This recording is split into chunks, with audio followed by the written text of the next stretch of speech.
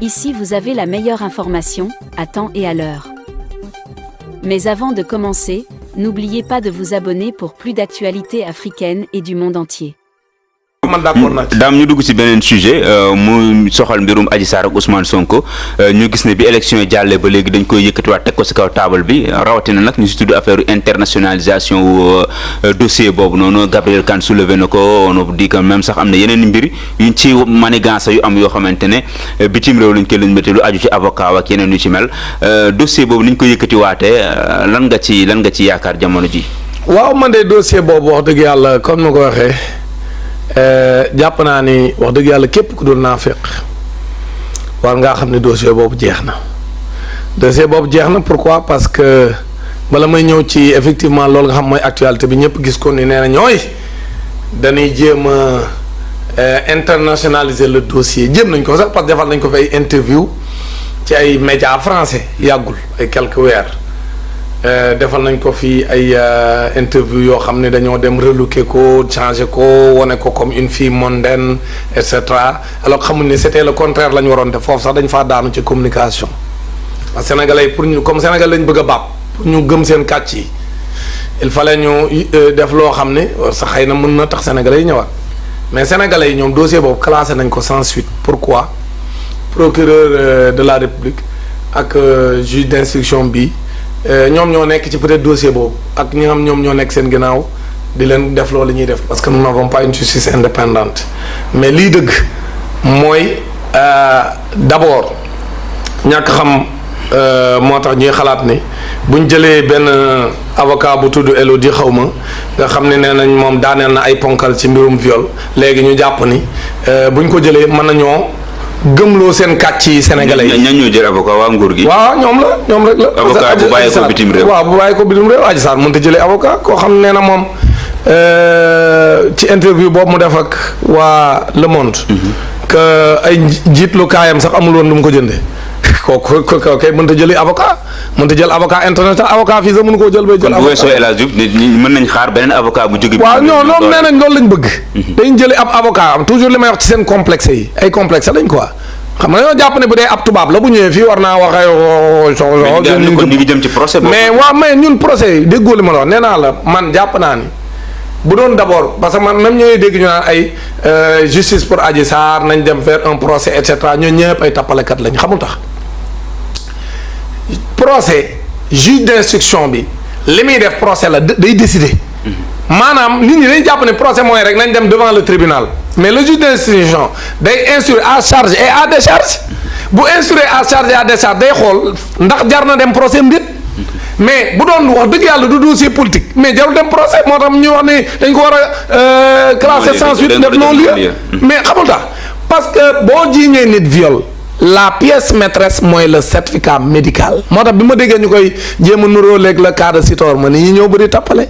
yow Sitor am certificat médical bu wax ne yegg na ci xale bi boo xam ne daanu na ci awra xale bu jigéen bi ba génn nañ ci man yoom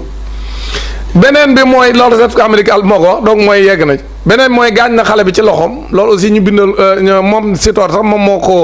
ko doon wutal ay produits defal ko ci loxo yi avant muy daw dem ci yaay ji beneen bi mooy moom Sitor am na ay sele kilotam mu taq ak sous-vêtement boo xam ne mi ngi ci sele yi gendarmerie Foire yore yim jébbal procureur ak draba yoo xam dañoo ñëwaat def reconstitution des faits xale bi ñu génn yëpp mun leen bii ak bii la lii la soloon lii bii mooy drap bi mu leer nañ ba noppi moom mu am audio bu muy négocier naan sàng leen ma sutura ndaxte bu génnee sama àdduna yàqu na muy audio bu leer en séeréer ndaxte ki muy waxal séeréer la ko moom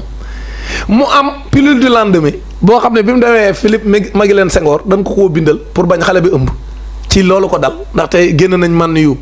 ci awraam kon mën na cee jële ëmb ñu defal ko pilule de lendemain pour du ëmb ba noppi bindal ko beneen garab parce que ordonnance man mi teg naa ci sama bët ñaari garab la benn bi pour du ëmb la bi ci des pour du jël benn feebar ci loolu ko Sitor def mais vraiment mon frère mais il y a assez d'éléments pour ñu jëli Sitor loolu moo tax jëli Sitor di. bon kon ñu koy comparer mais non mais il faut que les gens soient sérieux mais loolu tax ñu jëli Sitor ñu ne léegi tappalekat ba déggoo ay ministres yu mel ni Ablaye Sow ànd ak géwalu Macky Sall bi ñu ni léegi ñoom dañoo war a jëli Sonko parce que jëlee nañ Sitor mais tappale c'est pas la même chose Sonko xam nga dégg nga yi ma fi lim yëpp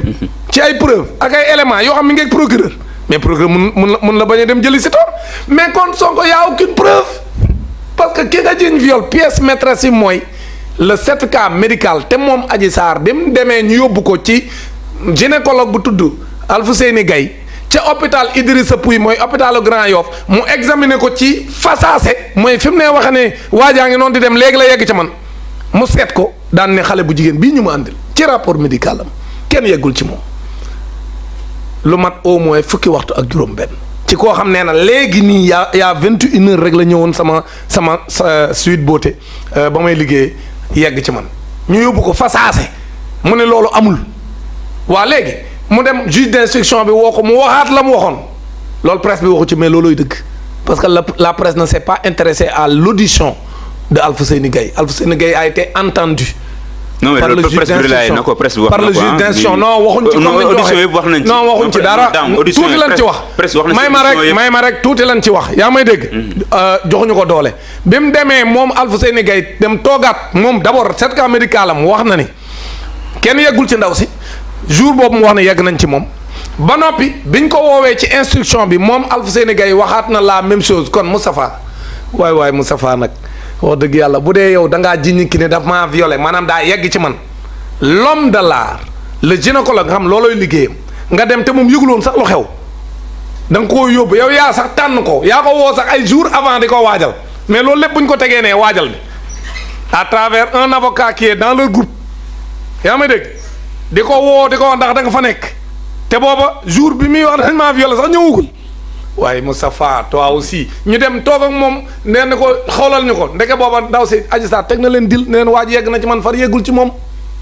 léegi bi ñu yeggsee waa ji defar rapport médical am ni kii kenn yeggul ci moom Moustapha buñ dul ay naafeq wala bëgg ñoo taal réew mi dossier boobu jeexul parce que boo nee ni damaa violé mooy yegg na ci man mooy yaa ce qu'on appelle en français une conjonction sexuelle mais c'est que ne ni yegg ci yow amul ça a été certifié par un agent assermenté de la santé un docteur gynécologue bind ni kii kenn yeggul ci moom wax ci jeexul képp ku ci wax leneen du lii naa fekk nga dama ne buñ bëgg la taal réew mi dossier boobu mënuñu complot boobu jeex na comme ni ko Adji Sarr waxale moom ci boppam nee na association féministe yi da leen a mere ndaxte ñoom ñëpp dañoo ragaloon a dugg ci complot bi. mais am na ñoom dañ ne erreur. dama ne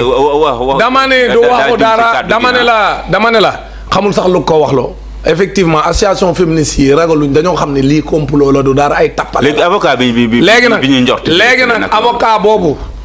ñu ni yéey dañuy dem jëli ko pour mu ñëw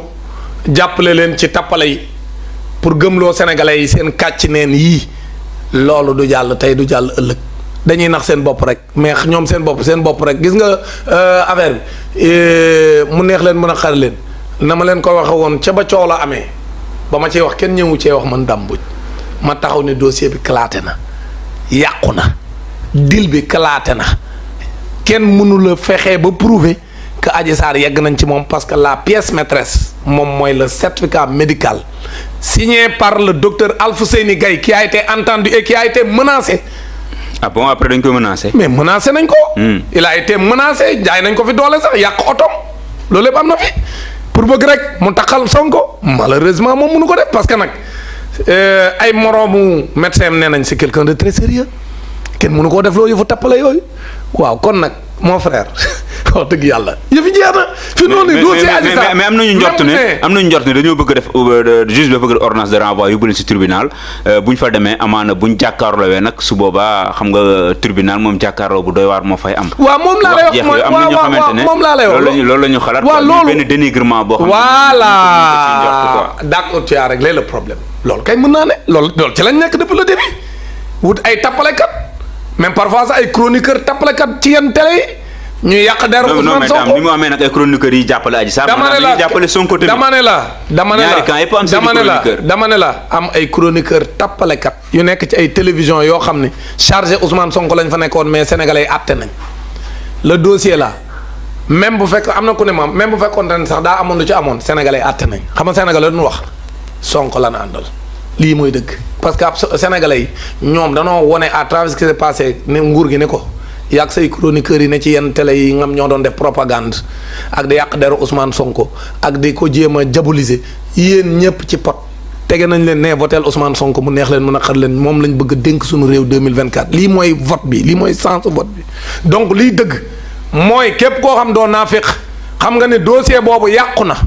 loolu mooy dëgg mënuñoo fexe ba jubbante ko ba mu baaxaat c'est fini. mais dossier bi yàqu na donc léegi xam nga lu mën a am li nga wax noonu moo mën a am dem tribunal def seen procès tappale may mettre El Hadj Diouf parce que am na ku ne ma El Hadj Diouf moom tant que may ñu ko mu taxaw fa attaqué Sonko mu jàkkaarloog Sonko xas ko ci kanamam pour wax lu ko xam ne Sonko daal Sonko ko gën mais mettre El Hadj Diouf loolu la bëgg ca procès ba ñi nekk ci ginnaawam loolu lañ bëgg maanaam dénigrement bi nga wax loolu rek a fi des maanaam yàq deru Ousmane Sonko waaye pour prouver que Ousmane Sonko daa yegg ci Adji Sarr kenn Moustapha mënu ko xamul tax parce que mënatuñoo changer rapport médical bi comme ni PV bi amee ca section de recherche fuité noonu la fuité rapport médical bi ñëpp am nañ ko seen téléphone yi rapport médical bi mënatuñoo dem changer beneen médecin bu dul Alfousseyni Gaye moom rek moo seetoon Adji Sarr léegi mënuñoo dem créer beneen rapport médical benn moment sax jéem nañ ko fi dégg naa mënul nekk Alfousseyni Gaye moom moo consulté Adji Sarr moom le juge d'instruction bi convoqué woon mu dem confirmer la mu wax ci certificat médical am dama ni dossier boobu yàqu na. mais kon ñu naan dafay déclarer. léegi nag pour waaw may ma rek dinaa ñëw ci candidature bi léegi nag maintenant pour dem nag procès daane mooy ñu naan parce que bu doon dañ koo teg ci yoon ñu am une justice indépendante et j'en profite pour dire aux magistrats que pour gën a dooleel seen bopp l'union des magistrats man jàpp naa ne war nañuy waxtaan seen biir parce que ñun bu doon ñun la syndicat yi dañuy woote réunion waxtaan nee nañ ko teg mbir mi ci yoon parce que loolu day gàkkal sunu magistrature day gàkkal sunu justice liy dëgg mooy dossier bii warta am ordonnance de renvoi ordonnance de non-lieu la war a am pour une raison simple mooy pour nga def ordonnance de renvoi il faut ci accusation de viol nga ni nit da laa violé il faut certificat médical bi wax ne yegg nañ ci moom mais certificat médical bi nee na àgg amul nee na jaxasoo amul laalewun mais kon kay nan ngay def man ba léegi damay xaar juge d'instruction nan ban alchimie la mën a utiliser pour def ordonnance de renvoi fan la mën a jaar fan pour yóbbu leen ci tribunal waaw mooy ordonnance de renvoi bi fan la mun jaar puisque moom la pièce maîtresse qui est le certificat médical nee na Adji Sarr kenn yeggul ci moom wax ji féete na boor Moustapha képp ku doon naafeq candidature am képp ku dul képp ku bëgg la taal réew mi da ngay xam ne dossier boobu yàqu na maintenant nag nekkub complexé dem jëli ab avocat international tappalekat pour yaakaar ne mën ngaa gëmloo kàcc yi sénégalais yi pour ñëw complot tappale bu yàq bu bon bii nga xam c'est très mal fait parce que complot sax koy def doo ko defee nii bu fekkee yaakaar nañ mën nañoo nax sénégalais yi nax seen bopp loolu ça ne passera pas lum leen jaral nañu ko ñun sénégalais yi bu fekkee nañ dañoo bëgg jaare ci affaire tappale pour éliminer Ousmane Sonko même ci force spéciale bi mooy loolu ñu tuddee ñoom force spéciale ça ne passera pas nañ bàyyi Amy Dia mu ñibbi këram nañ bàyyi Pape Ousmane Seck mu ñibbi ngumba ngeewul ñun waa ngumba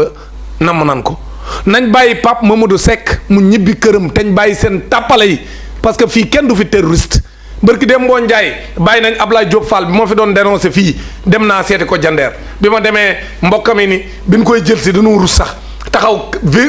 quadriller tout le quartier yore seen i kagul ak seen i affaire ak seen yu garaaw yoo xam ne ñëpp tiit ñu ni lan la ñu ne Ablaye Diop Fall lañ jël si bu ñu yegg si xamuñu sax ni moom la ñu koy laaj mu ne man la mu ne bon yow la xamuñu sax fekk dañ leen a wax loolu force spéciale lañ ko toppee wala mais déedéet du woon loolu mais moom it terroriste lañ ko doon toppee comme niñ defoon Imam Ndaw pendant ñaari at bàyyi ko te ne deful dara